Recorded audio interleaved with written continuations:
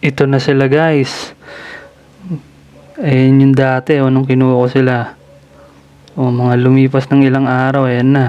Pakakainin ko sila this time eh. Magicin natin. Ut!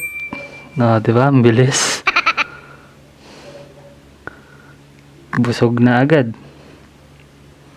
Hindi, joke lang.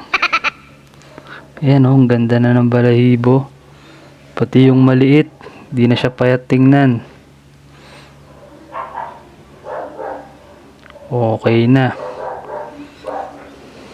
Meron yan pa silang isang kapatid eh. 'Di ba meron dalawang nauna.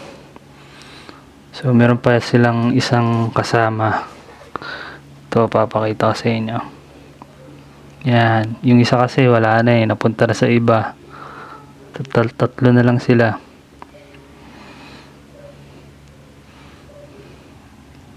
Cutie. Ayan o, sa malapitan. Ito yung pinakamaliit. Okay na yung katawan niya. Umuusbong na rin yung balahibo. Ito naman yung pale follow. Ganda ng kulay.